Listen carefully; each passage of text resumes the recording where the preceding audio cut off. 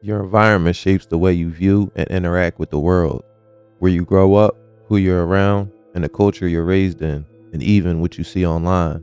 All of it affects your beliefs, values, and how you understand life. For example, someone raised in the roughest areas of Philly, like say the bottom of West Philly, might see the world as dangerous, while someone from a peaceful suburb like say Ardmore or Malvern, you might see it as safe.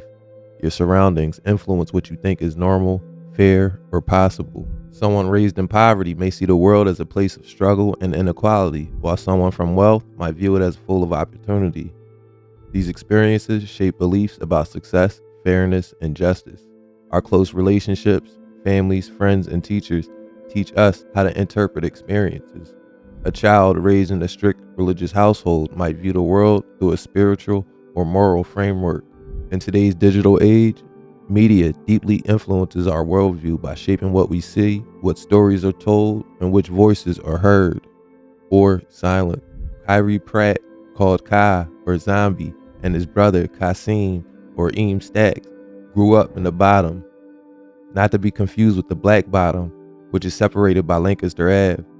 The Black Bottom was a historically black neighborhood in West Philadelphia with roots tracing back to the 1600s. By the early 1900s, it had grown into a thriving, tight-knit community where families, most of whom had been in Philadelphia for generations, lived in close connection. Despite economic hardships for some and racial segregation, the Black Bottom flourished with black-owned businesses, strong family networks, and a community-wide culture of care and mutual support. However, starting in the mid-20th century, the neighborhood came under threat from urban renewal efforts. From the late 1960s to the 1970s, Penn, along with associated universities, displaced thousands of Black Bottom residents, with estimates ranging from 4,500 to over 10,000 people. As Penn's influence expanded, backed by federal funding and government policy, its partner, the Redevelopment Authority of Philadelphia, labeled the Black Bottom as, quote, blighted, and began forcibly acquiring properties through eminent domain. Between the late 1960s and 1970s, residents who were displaced were replaced by university expansion. Proponents of, quote, urban renewal and, quote, slum clearance schemes, like what happened in the Black Bottom, say they focus on improving urban areas with investment, development, and infrastructure money from universities and other projects that draw in millions from investors. Critics argued that the real reason of the division and displacements of the residents was to create an informal carve-out of West Philly, unforced segregation, to separate what was viewed as, and in actuality were, high crime areas from the university and its affiliated population. The Black Bottom was where the business and commerce was. The bottom was where the lower class and in turn higher crime was. The city came in and used the bottom and its crime problems as an excuse to demolish the Black Bottom and create what's now known as University City. Many of the displaced residents moved to the bottom, which is north of Lancaster, but most, historians say, moved to Kingsessing. The bottom is where Kai and Eam Stacks are from. Kyrie and Kaim Pratt were born and raised in Philadelphia in 2000 and Eam in 2004. Kyrie, or Zombie, was raised without a strong male presence in impoverished West Philly, as I mentioned, and although his single mother did the best she could, Kyrie's life was headed down a fairly common and predictable path. Although his dad was around, it was infrequent and inconsistent, and he wasn't in the home, so Kyrie would go down a path of a single-parent upbringing. Research consistently shows that a correlation, not necessarily a causation, between single-parent households and increased risk of gang membership among youth. Man, she ain't get a body. She get a body there. Man, she ain't get a body. She get a body However, it's important to unpack this relationship carefully to avoid oversimplification or reinforcing negative stereotypes. Research shows that kids from single-parent households may be at a higher risk of gang involvement, but not because of the family structure alone. The increased risk is often tied to factors like reduced parental supervision, economic hardship, and living in disadvantaged neighborhoods, conditions that can limit access to guidance, support, and opportunity. However, strong parenting, community support, and positive role models can offset these risks, meaning that single-parent households are not inherently linked to gang membership. Context and resources make the real difference. Frequent arrest, being adjudicated a juvenile delinquent, drug use, gang involvement, and academic troubles. All of these factors, plus horrible decision making, led Zombie to where he is today as he sits awaiting trial for murder in Dutchess County, New York. Kyrie, or Zombie, could be seen in YBC music videos as early as 2018.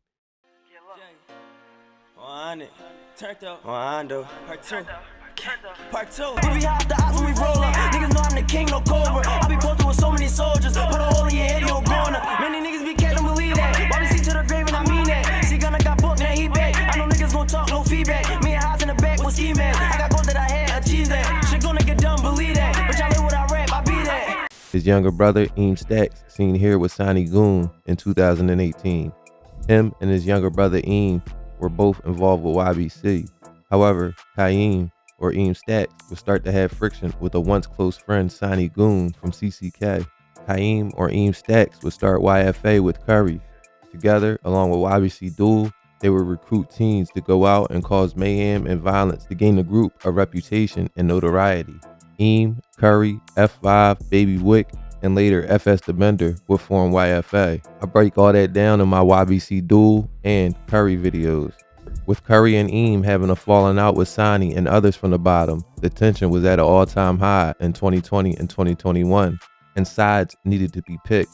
Eem Stacks loosely mentions this in his song called Pick a Side. Should've known he was a snake cause I could see it in his eyes. He was my dog, you was right there by my side. And all along if it came down, all them niggas was gonna pick sides. So I'ma sit back and just watch y'all niggas die.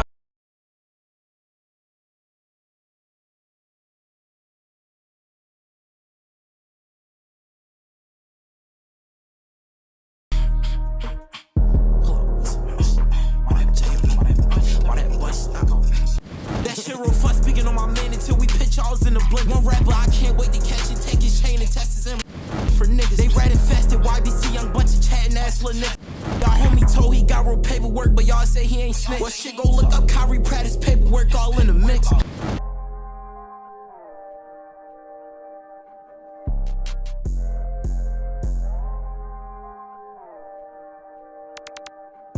Eem and Zombie chose YBC/YFA as this was their original friend group, obviously. The outcome for this situation would be predictable for any outsider looking in, but from their perspective, once blood is spilled and friends are buried, with justice rarely being seen by these families, a lot of the times the gangs take it into their own hands.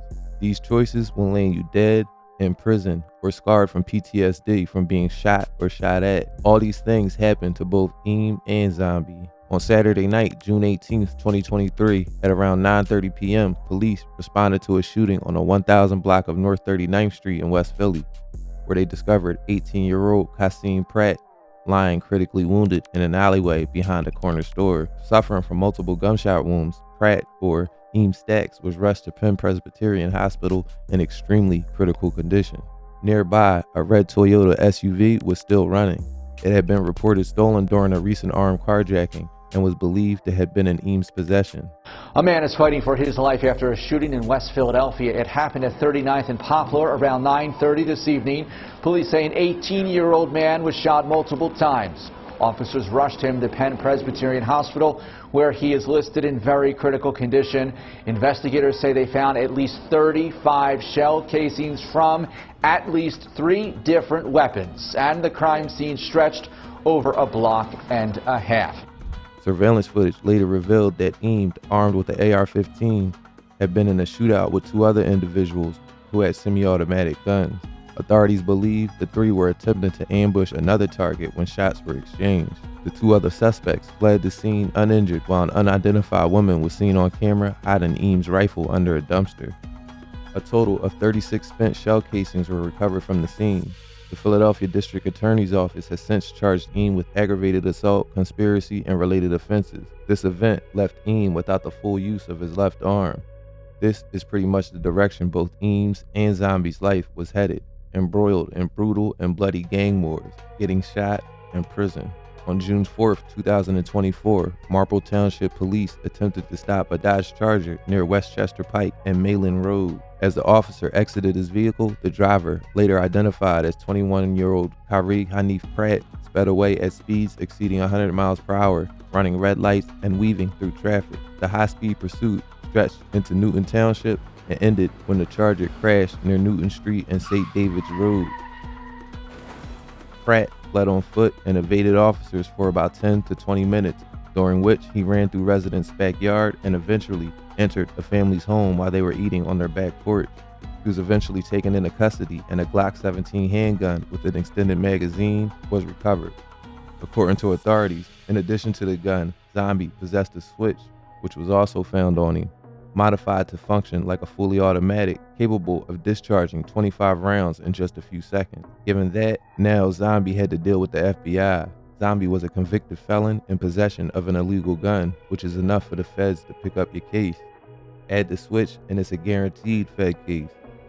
Federal prosecutors had police body cam, surveillance footage, eyewitness accounts, plus actual police accounts who are witnesses to most of what went down that night. With that in mind, Kyrie was sentenced to 50 months, which is just over 4 years. However, this was the least of Zombie's problem, because his past was about to bite him in the ass, big time. Zombie had family out in New York, so he would head out there to escape the immediate threat that is his neighborhood, the Bottom in West Philly. Beacon is a city located on the Hudson River in Dutchess County, New York.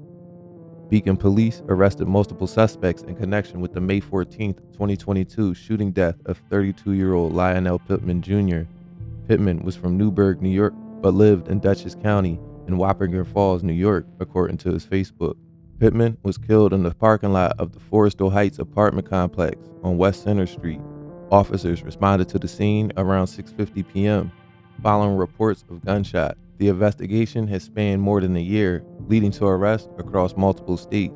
The first major break came on June 11, 2023, when officers arrested Najee Perret, a 25-year-old Beacon resident, during a traffic stop on Fishkill Avenue. He was charged with second-degree murder, contract killing, intentional murder, and conspiracy. Prosecutors claim Perret organized the killing, pointing out the victim to the gunman and paid the killer and the killer's driver.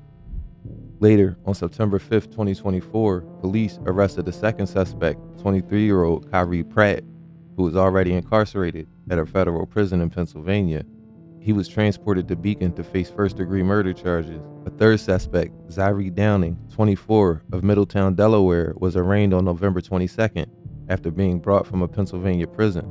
Most recently, on March 25, 2025, police arrested a fourth suspect, Jarrell Brown, 32, of Beacon, who was charged with first-degree murder and conspiracy. All four men are being held at Dutchess County's jails.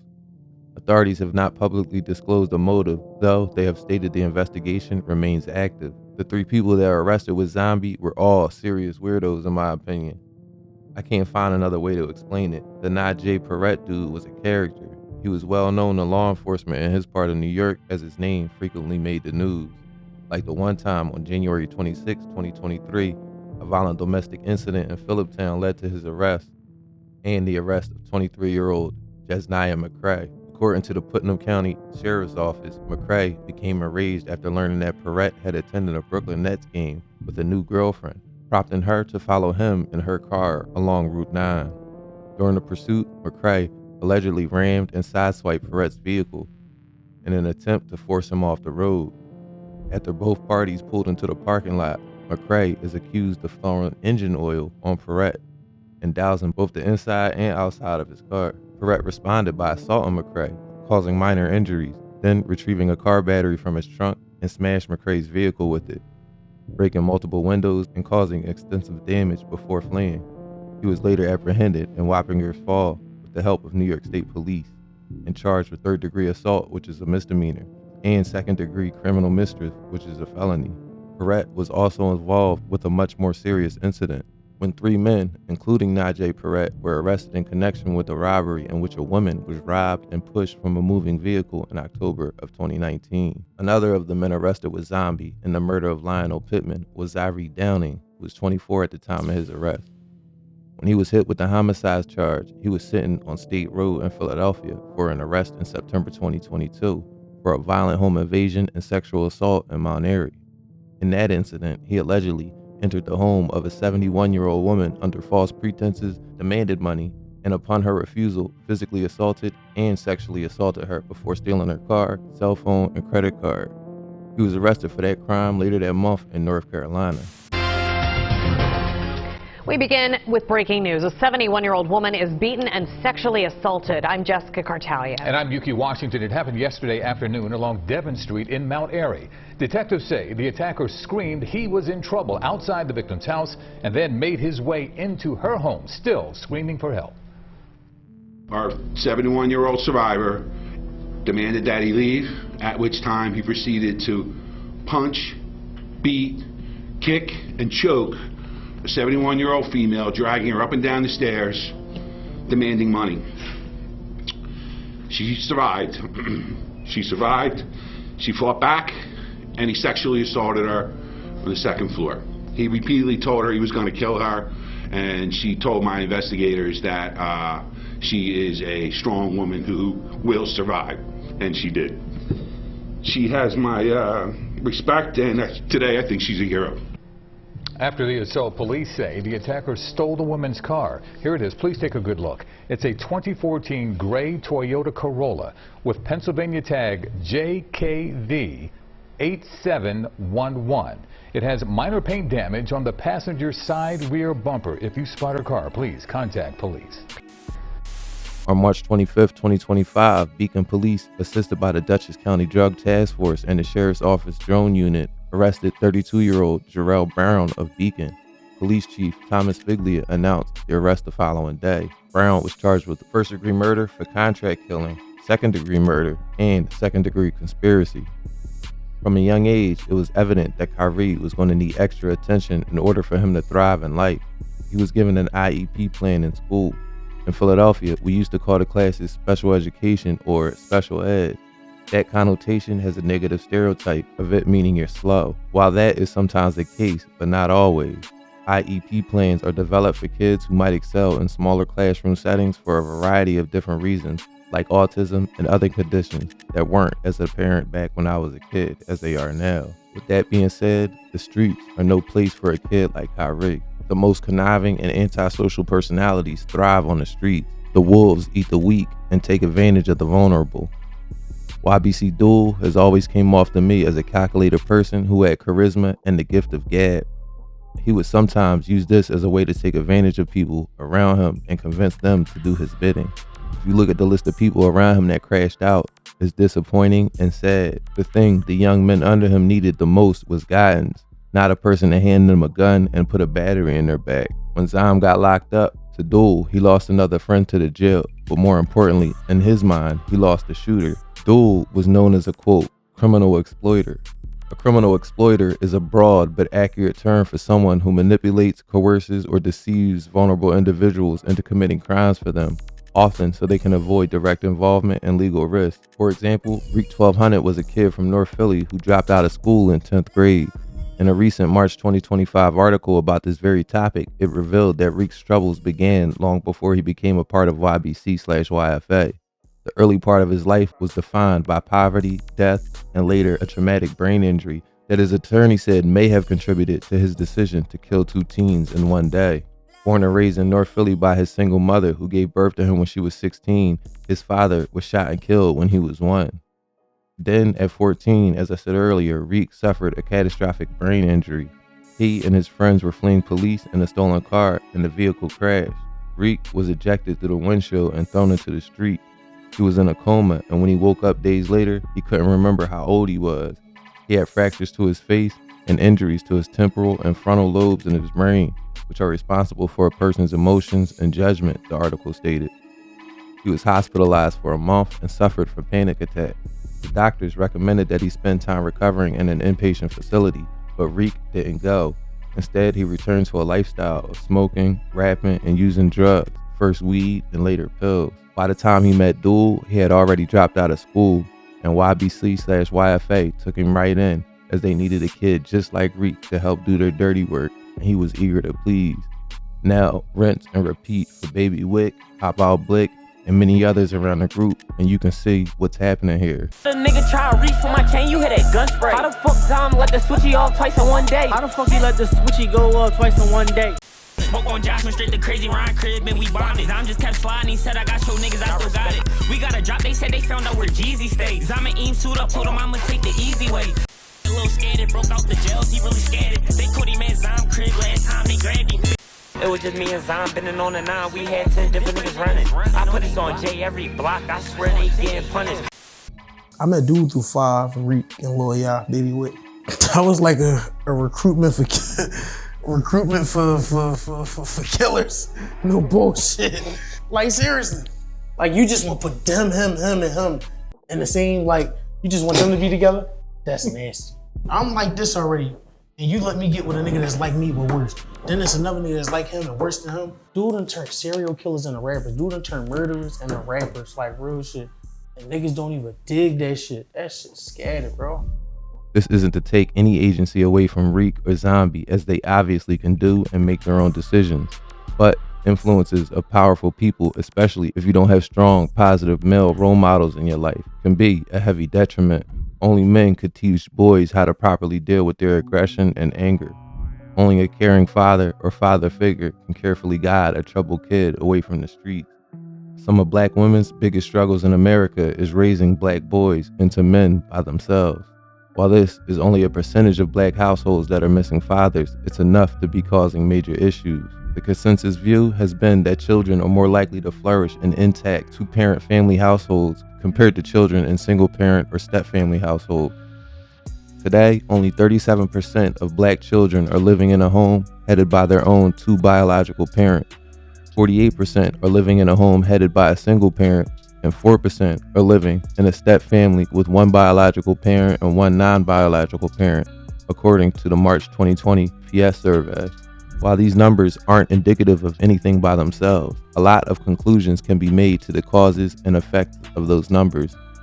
Most kids in single parents households thrive, but when it comes to education and incarceration, that's when the stats start to bear the outcomes. Research from the National Longitudinal Survey of Youth reveals that young black adults raised by both biological parents, defined as, quote, intact families, are nearly twice as likely to graduate from college as those raised by single parents, and about 1.5 times more likely than those from step families. The odds of graduating college are nearly 70% higher for black adults raised in two-parent homes.